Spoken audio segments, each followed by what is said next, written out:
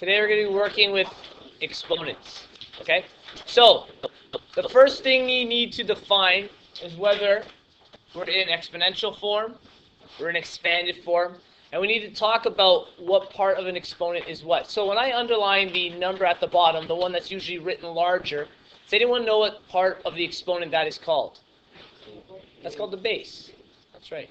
So the base is important. It tells us essentially what numbers we're going to be multiplying by. Okay? What about the value at the top? That's right. This is known as the exponent. Okay? What does the exponent tell us about the base?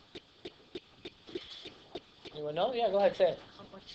How many times it's Yeah, that's right. So the base is the value we're going to be multiplying. And we're multiplying the base only by the base. The exponent tells us how many times we're going to do that. So right now we're in what's known as exponential form. Okay? This is called exponential form. This is the form we're in right now. Okay? So it's written with a base and an exponent. This is called exponential form. We want to change it to expanded form.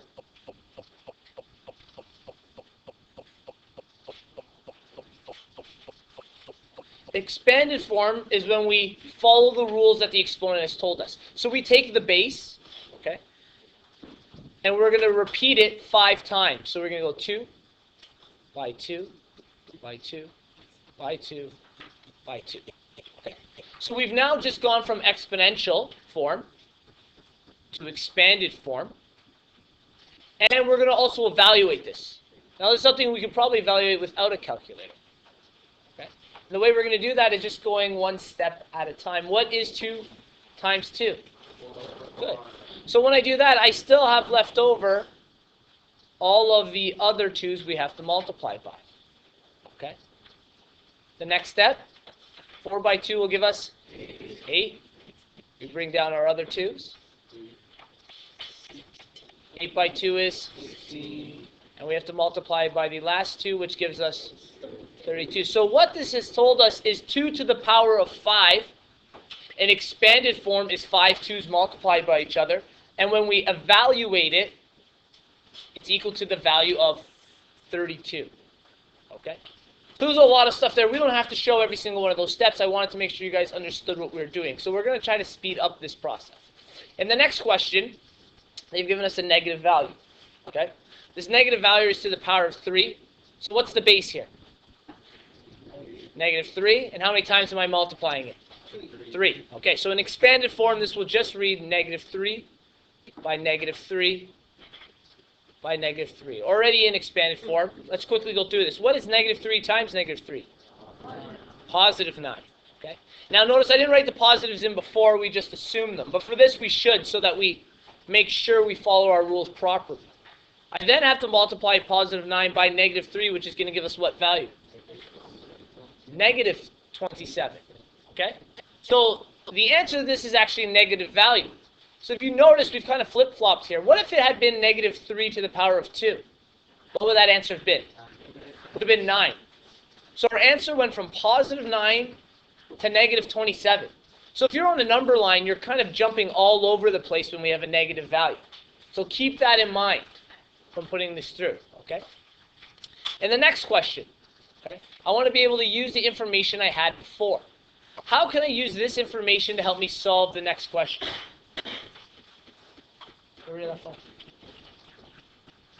How can I use the information in the question before to speed up answering this question here?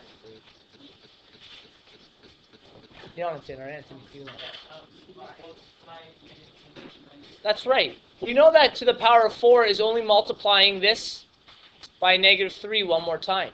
Since we know that negative 3 to the third is negative 27, we just have to multiply negative 27 one more time. So we'll take negative 27 times negative 3. Anyone know what it is? Positive 81. Excellent. 2 more examples to go through, okay? Example 4 we'll call this.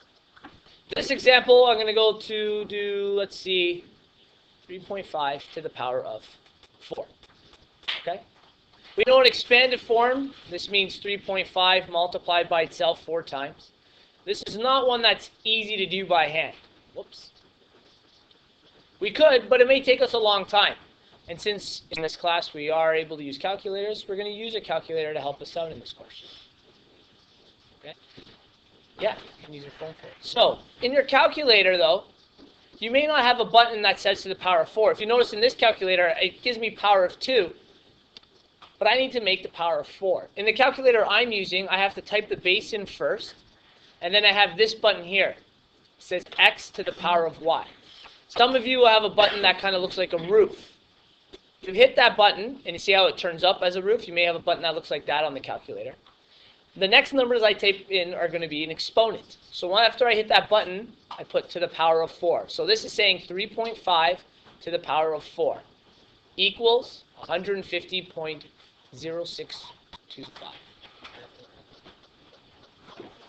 0625. Okay? So make sure you know how to type that into your calculator when you get questions like that.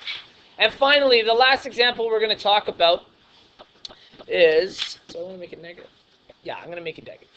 Negative 3 over 2, we'll say to the power of 3. Okay? Now I'm dealing with a fraction here, which may look a little more difficult. And I want this answer in fraction form. So typing this into a calculator and getting a repeating decimal is not going to help me in this case. So I need to know how to go about doing this. What is the base in this question? Just 3? Negative 2 over 3 is the entire base. The base is the entire fraction, including the negative symbol. What's the exponent? 3. So I need to repeat the base how many times? 3 times. So I have to write negative 2 over 3 times negative 2 over 3 times negative 2 over 3. Okay. Let's work on combining the first pairing. When we multiply fractions, what are our rules? Top by the top and the bottom by the bottom. Now, here's a tough part. I don't know what to do with my negative. Okay? Logan, do you know what to do?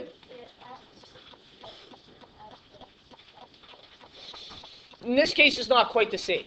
Because we're multiplying here, what are our rules? When I multiply a negative times a negative, what am I going to get? I'm going to get a positive value. Okay? But maybe you don't see the question as that. Maybe you see this as the negative 2 being negative and the negative 2 over here being negative. Okay? We're going to do this 2 different ways to talk about it. So what would negative 2 by negative 2 be? 4. Positive 4. And 3 by 3? Okay. Now, hypothetically, let's say I did this another way. Let's say I drew it like this. I want to see if I'll get the same answer. Let's multiply top by top and bottom by the bottom. What's negative 2 times 2? What's 3 times negative 3? No, negative 9. Now, here's a question. What does that sign stand for? Dividing. What is a negative divided by a negative? Positive. So what's really the answer here? 4 over 9. So whichever way I go about doing this, as long as I follow my rules, I'm going to get up to the correct answer there. Okay. Now, we're still not technically done. There is one more step. We still had to multiply this by our last negative 2 over 3. Again, it doesn't matter if I put the negative on the top or the bottom. I am going to end up with the right answer. What is 4 times negative 2? Yeah. And 9 times 3. So our answer is negative 8 over 27, or the entire fraction is negative, whichever way you find easiest to look at it works.